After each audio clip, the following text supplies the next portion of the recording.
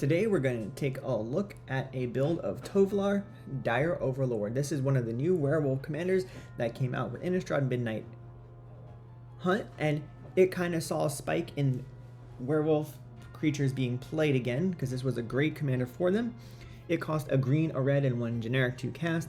Whenever a wolf or werewolf you control deals damage to a player, combat damage to a player, you draw a card. At the beginning of your upkeep, if you control 3 or more, it becomes night, and then you transform your human werewolves. He does transform, and he becomes Tovolar the Midnight Scourge, which whenever wolf or werewolf you draw a card for dealing combat damage, and then it has an ability that you pay red, green, and X. Target wolf or werewolf gets plus X plus O to end a turn and trample. We are running 2 planeswalkers. We're running the OG Arlinn Cord, which has a +1 till end of turn. Up to 1 target creature gets +2/+2 and vigilance and haste, or its 0 ability. We put a 2/2 green wolf creature token onto the battlefield and we transform Arlinn Cord. It becomes Arlinn Embraced by the Moon. It's +1. Creatures you control get +1/+1 and gain trample to end a turn. -1. Arlinn deals 3 damage to target creature or a player, and then you transform it back. And then -6, you get an emblem. Creatures you control have haste, and then tap. Creature deals damage equal to its power to target creature or player. We're running the new Arlinn Pax Hope, for 2 generic, a green, and a red. It has Daybound, which means it will transform. If a player casts no spells during their own turn, then it will become night the next turn. It's +1 until your next turn. You may cast creature spells as though they had flasks, and each creature you control enters the battlefield with an additional +1/+1 counter. And then -3, you create 2 wolf tokens. When Arlinn transforms, it becomes Arlinn the Moon's Fury. It's +2, you add a green and a red. It's 0 ability until end of turn. Arlinn becomes a 5/5 wolf creature token with trample, indestructible, and haste. We are running 31 creatures that synergize well, that are werewolves or have some sort of effect in our deck.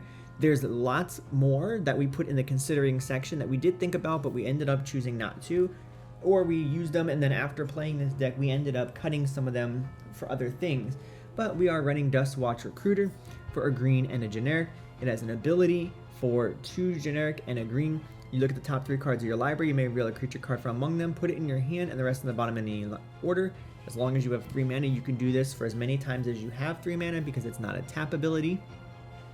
At the beginning of your upkeep, if no spells were cast, you transform it to a werewolf. And then it has creature spells you cast, cost 1 less to cast. And then at the beginning of your upkeep, if a player casts 2 or more spells, you transform it back. One thing about this deck is you've got to be really on top of those triggers because it can get a little bit annoying unsleeving and sleeving these cards as they transform.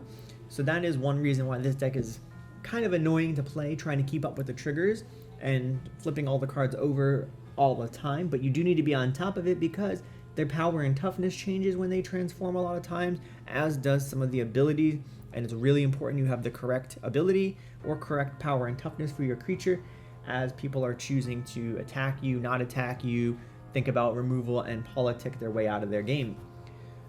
We run Kessig Naturalist, which when it attacks you add either red or green, and then until end of turn you don't lose mana as you change phases. And if it transforms, it gives other werewolves +1/+1, and then it has the same mana ability. Mayor of Averbrook gives other humans you control +1/+1, and then when it transforms, it gives other wolves or werewolves +1/+1, and at the beginning of your end step, you put a 2/2 green wolf creature token on the battlefield. Outland Liberator is good because it's a wolf, but it also is removal. We can pay 1 as many times as we have 1, sacrifice to Outland Liberator, destroy target artifact or enchantment. And then when it transforms, we can do the same ability, and when it attacks, we can also do the same. So we could attack, destroy an enchantment or an artifact, and then maybe also blow another one up. We're playing Plagsong Pup. This is kind of an iffy card for us. I'm not sure if I like it. I did play it in the game and it did get kind of big, and then when it did die, it did gain me a little bit of life that was enough to make a difference. But at the beginning of combat on your turn, if you control another wolf or werewolf, you put a +1/+1 counter on the pup, which is easy to do. and then when it dies, you gain life equal to its power. But it doesn't have any kind of transform ability or anything like that. It's just here as a good generic wolf. Scorned Villager is a mana dork, and then when it transforms, it adds 2 mana and has vigilance. We're running Werewolf Pack Leader, which also does not transform, but it has pack tactics. Whenever a Werewolf Pack Leader attacks, if you attack with creatures total power 6 or greater, you draw a card, and then you can pay 4 mana. Until end of turn, Werewolf Pack Leader has a base power and toughness of 5/3, gains trample, and isn't a human. Breakneck Rider, when it transforms, it gives attacking creatures we control +1/+0 and trample. Cemetery Prowler has vigilance, and when it enters the battlefield or attacks, we exile a card from our graveyard. Spells you cast cost 1 less to cast for each exile card that shares a card type with the Cemetery Prowler's exiled ability, which makes some of your stuff cheaper. It helps get rid of things out of people's graveyards, which is not bad. Daybreak Ranger, we can tap it to deal 2 damage to target creature with flying, and when it transforms, it has a red, and we can have it fight another target creature. Hound Tamer has trample. We can pay 4 to put a +1/+1 counter on a target creature. We can do that as many times as we can pay 4, and then when it transforms, it gives other wolves or werewolves we control trample. It has trample, and then it keeps the ability that we can pay the 4 mana. Immerwolf has Intimidate, which means it can't be blocked except by other creatures that share a color with it or are an artifact creature. It gives other wolves or werewolves +1/+1, and then it makes it so they can't transform. Because this is the tricky part of the deck with the constant back and forth. With Immerwolf on the field, they will stay then in their transformed state, which is what we would like to have. Cruin Outlaw has First Strike, and then when it transforms, it becomes Terror of the Cruin Pass, which gives it double strike, and then each werewolf you control can't be blocked, which by 2 or more creatures, essentially giving them menace. Reckless Stormseeker, at the beginning of combat on your turn, target creature gets +1/+0 and haste, and then at the beginning of combat it gets +2/+0 trample and haste. Rex Sage is just a good removal for us. It can blow up an artifact or enchantment an opponent has. Afflicted Deserter, which will transform and become a werewolf that whenever this creature transforms, you may destroy an artifact. If that artifact is put into a graveyard, it deals 3 damage to that artifact's controller. Child of the Pack has an ability for a green, a red, and 2 generic that you create a 2/2 green wolf creature token. And then when it transforms, it has trample and gives other creatures you control +1/+0. Howlpack Piper cannot be countered, and it has an ability for a green, a generic, and you tap it, you put a creature card from your hand onto the battlefield. If it's a werewolf, you untap it, and this can be done at sorcery speed. When it transforms, whenever this creature enters the battlefield or transforms, you look at the top 6 cards of your library, maybe a creature card from among them, put it in your hand. So this gives you, hopefully, a creature to be able to put into the battlefield with its ability. Huntmaster of the Fells, when it enters the battlefield or transforms, you create a 2/2 green wolf creature token and gain 2 life. And then the backside of it, it has trample. It has the same ability, except this time it's now going to do 2 damage to up to a target creature, that player or planeswalker. Ill-Tempered Loner, whenever it is dealt damage, it deals that much damage to a target. For red and a generic, it gets +2/+0 till end of turn. Transform side still keeps that ability. Mondronin Shaman, when it transforms, it has that whenever an opponent casts a spell, it will deal 2 damage to that player. Nightpack Ambusher is good because it's going to help us make wolves and buff up our wolves, so if we don't cast anything on the end step, then we make a wolf. Cult of the Waxing Moon, whenever a permanent that we control transforms, we put a wolf on the battlefield. So this is going to help us to make some more wolves, and hopefully these type of effects are what win us the game. Sage of Ancient Lore, its power and toughness is equal to the number of cards in our hand. When it enters the battlefield, we draw a card, and then when it transforms, it has vigilance and trample. And then it is power and toughness is equal to all cards in all players' hands. Ulrich of the Krellin Horde has whenever this creature enters the battlefield or transforms, target creature gets +4/+4 till end of turn. When it transforms, you may have the Ulrich fight another non-wolf creature. Village Watch has haste. Its transform side gives werewolves and wolves haste. Volatile Arsonist has menace and haste. When it attacks, it deals 1 damage to up to a target creature, player, and or planeswalker. The backside deals 2 damage instead. Averbrick Caretaker has hexproof, and at the beginning of combat on your turn, you put 2 +1/+1 counters on another creature you control. The backside gives other permanents hexproof as well, and then keeps the other abilities. Hallowhenge Overlord has flash.